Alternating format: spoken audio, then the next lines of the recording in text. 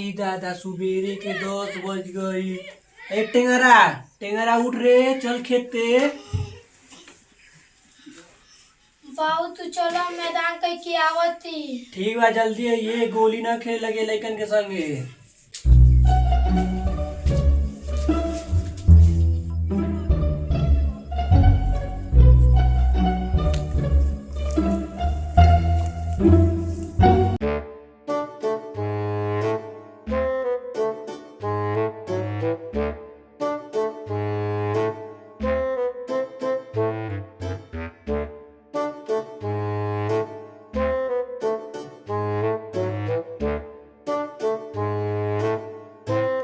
साला काम तो होत रही, पहले सुरती खाए दो।